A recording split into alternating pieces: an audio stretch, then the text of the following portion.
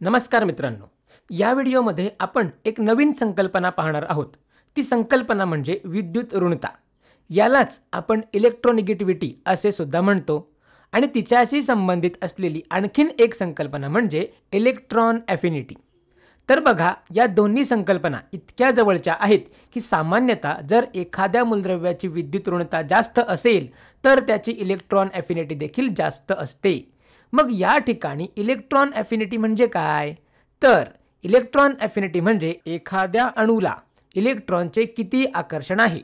म्हणजेच आपण म्हणू शकतो की त्याला इलेक्ट्रॉन किती आवडतात, किंवा मग आपण म्हणू शकतो की त्या अणूला अजून इलेक्ट्रॉन हवे आहेत। पण विद्युत ऋणता ही थोडी अधिक स्पष्ट संकल्पना आहे। विद्युत ऋणता म्हणजे एखाद्या अणूची त्याच्या रासायनिक संयुगात इतर अणूचे इलेक्ट्रॉन स्वतःकडे आकर्षित करण्याची क्षमता होय। म्हणजेच जेव्हा दोन अणू एकत्र येऊन सहसंयुज बंध निर्माण करतात तेव्हा कोणता अणू इलेक्ट्रॉन स्वतःकडे ओढून घेतो याचे मोजमाप करणे।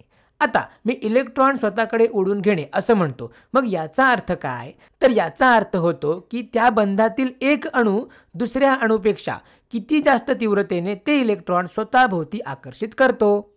तसेच इलेक्ट्रॉन अफिनिटी म्हणजे एखाद्या अणूला इलेक्ट्रॉनची किती ओढ आहे ते, म्हणजेच तो अणू इलेक्ट्रॉन किती तीव्रतेने मागत आहे।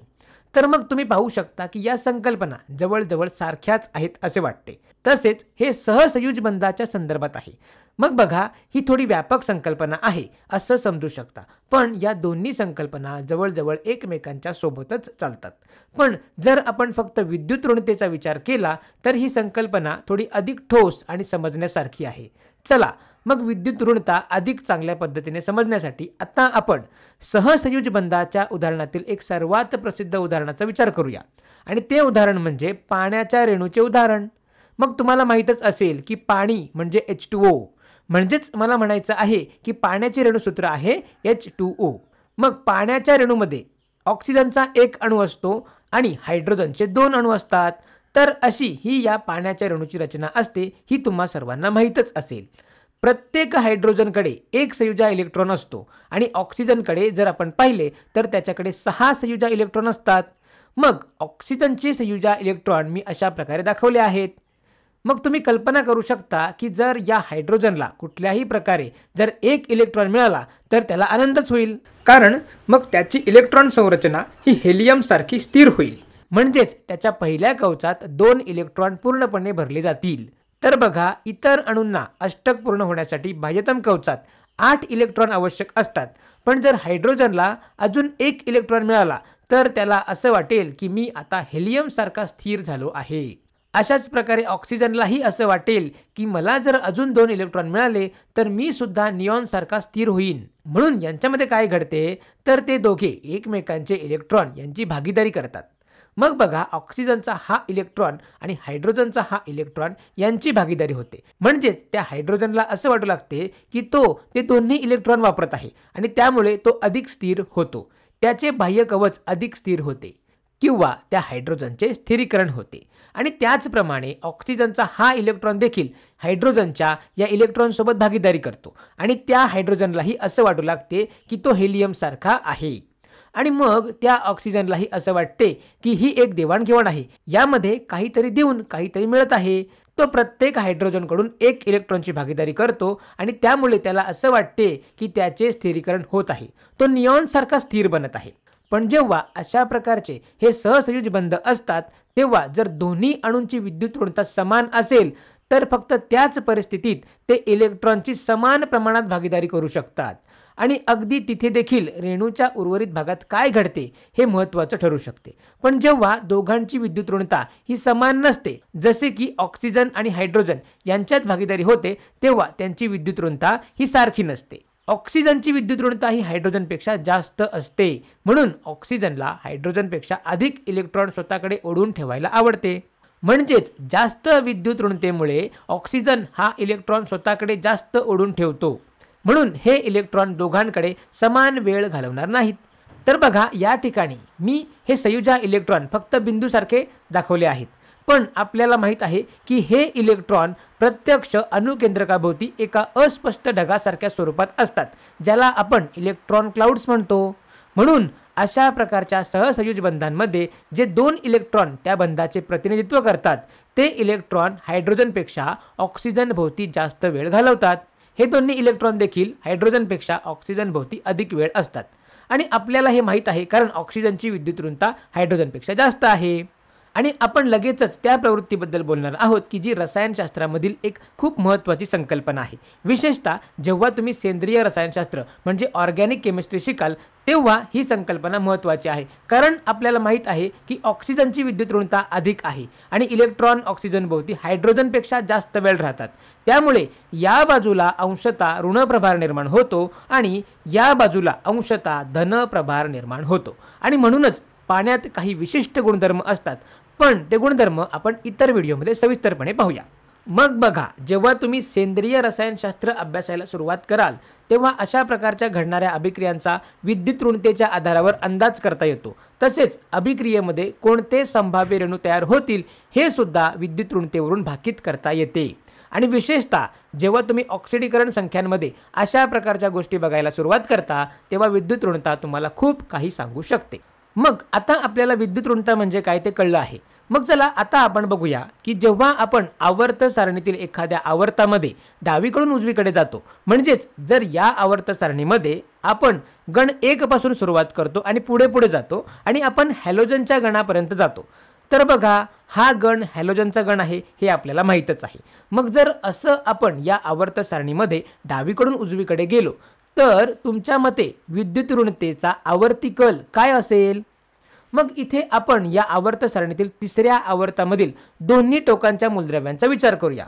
तर ती मूलद्रव्ये म्हणजे सोडियम आणि क्लोरीन. तर बघा, क्लोरीनला अगदी टोकाचे म्हणता येणार नाही, पण सध्या आपण अशा मूलद्रव्यांचा विचार करतोय की जी रासायनिक अभिक्रियेत भाग घेऊ शकतात.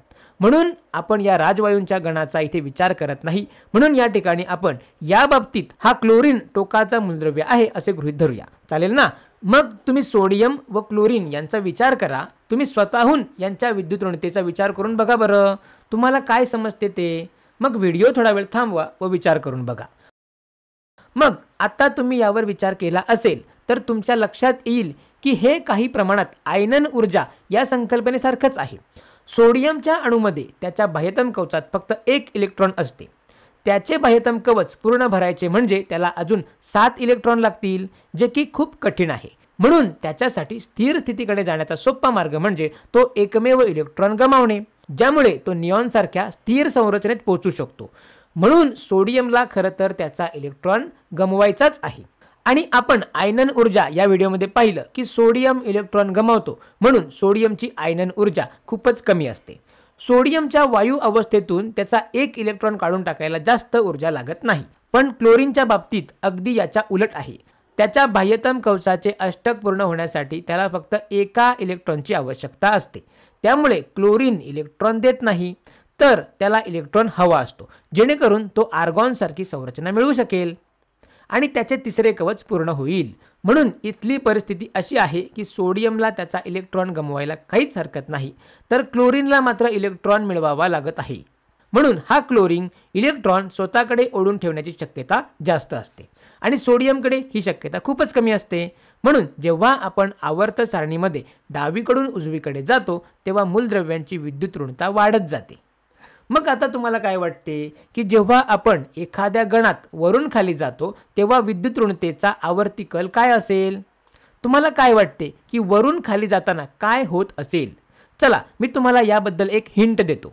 तुम्ही गणात वरून खाली येताना अणुत्रिज्येचा आवर्ती कल विचारात घ्या. मग त्यावरून तुम्हाला काय वाटते की जेव्हा आपण वरून खाली जातो तेव्हा विद्युत ऋणता वाढते की कमी होत असेल बरं? मग मला असे वाटते की तुम्हाला हे समजून आले असेलच. तर मग बघा, आपल्याला अणूचे आकारमान या व्हिडिओमधून माहीत आहे की जेव्हा आपण आवर्त सारणीमध्ये वरून खाली येतो तेव्हा एका गणातील मूलद्रव्यांच्या अणूमधील कवचांमध्ये नव्याने कवच भरले जाते. मग त्यामुळे अणूचा आकार वाढत जातो, बरोबर ना? म्हणून मग या सीसियमकडे बघा, त्याच्या 6व्या कवचात म्हणजे बाह्यतम कवचात फक्त 1च इलेक्ट्रॉन असते. तसेच या लिथियमकडे पाहिले तर त्याच्या बाह्यतम कवचात देखील 1च इलेक्ट्रॉन असते. खरं म्हणजे गण 1 मधील सगळ्या मूलद्रव्यांच्या अणूच्या बाह्यतम कवचात 1च इलेक्ट्रॉन असते. पण सेसियमचा बाह्यतम इलेक्ट्रॉन हा लिथियम किंवा हायड्रोजनच्या बाह्यतम इलेक्ट्रॉनपेक्षा खूपच दूर असतो आणि त्यामुळे काय होते, त्याचे केंद्रक व इलेक्ट्रॉन यांच्या दरम्यान खूप इतर इलेक्ट्रॉन येतात जे अडथळा निर्माण करतात आणि शिवाय ते इलेक्ट्रॉन इतके दूर असते की त्याला काढून घेणेही तुलनेने सोपे असते. म्हणूनच सेसियमकडे बाह्यतम इलेक्ट्रॉन गमावण्याची संभाव्यता खूप जास्त असते. तो हायड्रोजनपेक्षा खूपच सहजपणे आपला इलेक्ट्रॉन देऊन टाकतो. म्हणून आपण सांगू शकतो की एखाद्या गणात वरून खाली जाताना मूलद्रव्याची विद्युत ऋणता कमी होत जाते. म्हणजेच आपण म्हणू शकतो की त्यांची विद्युत धनता वाढत जाते.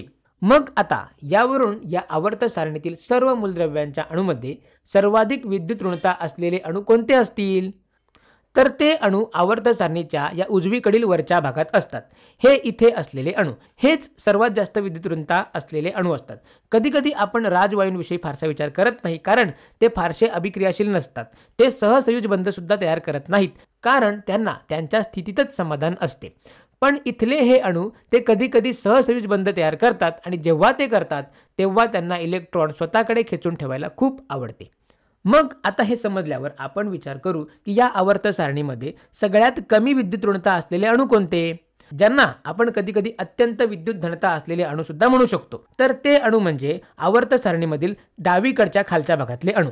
उदाहरणार्थ सेसियमकडे बघितल्यास त्याच्याकडे गमावण्यासाठी फक्त एकच इलेक्ट्रॉन असते, जे दिल्यावर तो झेनॉन सारख्या स्थिर अवस्थेत पोहोचतो. आणि जर गण 2 मधल्या अणूंचा विचार केला तर त्यांना 2 इलेक्ट्रॉन गमवावे लागतील. पण 2 इलेक्ट्रॉन गमावणे हे 6 इलेक्ट्रॉन मिळवण्यापेक्षा खूपच सोपे असते. तसेच हे अणू खूप मोठे असतात, म्हणजे त्यांचे बाह्य इलेक्ट्रॉन धनप्रभारित केंद्रकाकडे कमी आकर्षित होतात. म्हणून मग यावरून आवर्त सारणीत मूलद्रव्यांच्या विद्युत ऋणतेबाबत आवर्ती कल असा असतो की जेव्हा या आवर्त सारणीमध्ये तुम्ही डावीकडच्या या खालच्या भागाकडून उजवीकडच्या वरच्या भागाकडे जाता तेव्हा अणूची विद्युत ऋणता वाढत जाते. तर मग अशा प्रकारे या व्हिडिओमध्ये आपण विद्युत ऋणता म्हणजे काय ते पाहिले, तसेच आवर्त सारणीमध्ये विद्युत ऋणतेबद्दलचे आवर्ती कल पाहिले. तर मग या व्हिडिओमध्ये इतकेच. धन्यवाद.